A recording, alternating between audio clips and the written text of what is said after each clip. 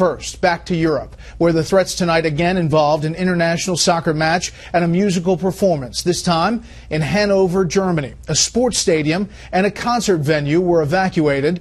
Despite threats, explosives have not been found there yet. Europe, though, is clearly on edge. The similarities to Paris, unmistakable.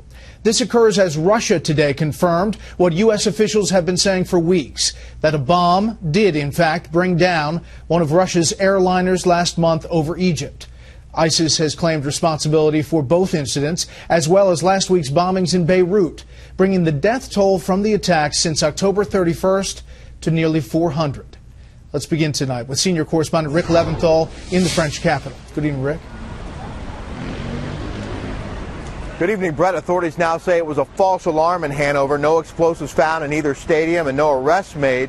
There's now been some arrests made right behind us, though, Bret, very close to Republic Square. I'm not sure if you can see, but authorities, police approached a couple of vehicles, pulled two men out of those vehicles, and they have pinned them down on the ground, face down on the pavement, and then put handcuffs on them. We don't know if this was related to the terror investigations across this nation, but just another reminder of just how tense the situation here is in France and across Europe.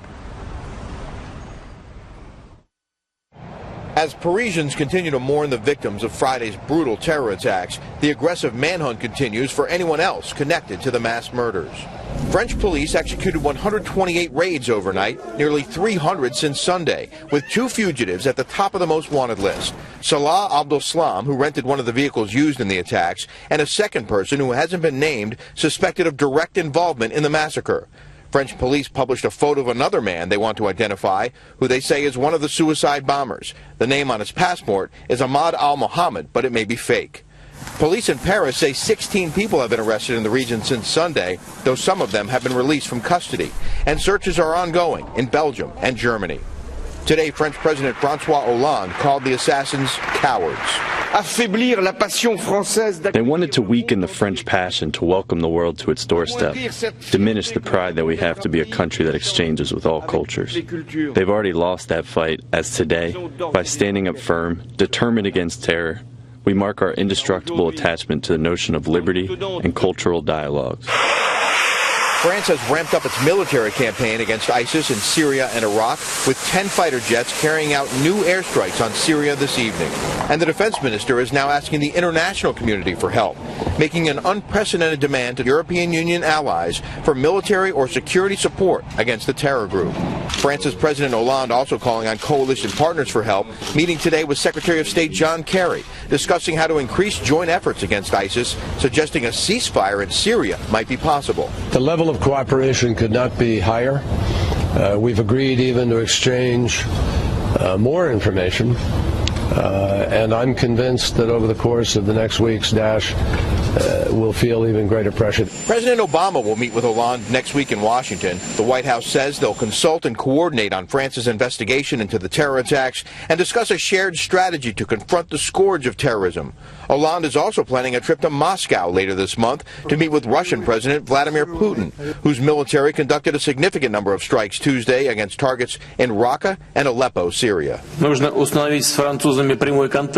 It's necessary to establish a direct contact with the French and to cooperate with them as allies. The Chief of the General Staff and Defense Minister have received instructions. It's necessary to develop a joint plan of action both in the sea and in the air.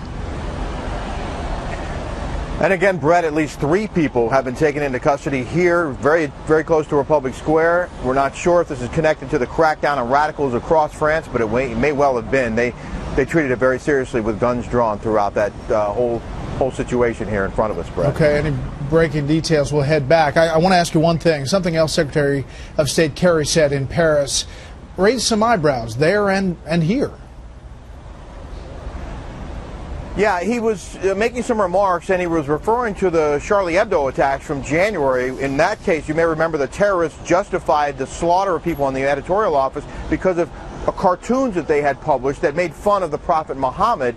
Well, the secretary seemed to give some rationale to that attack. He said there's something different about what happened from Charlie Hebdo, and I think everybody would feel that. There was a sort of a particularized focus and perhaps even a legitimacy in terms of not a legitimacy, but a rationale that you could attach yourself to somehow and say, okay, they're really angry because of this and that. this Friday was absolutely indiscriminate. He went on to say that people were being targeted just for being people, different than the terrorists themselves, Bret. Okay, Rick Leventhal live in Paris. We'll get reaction to that in a bit. Rick, thank you.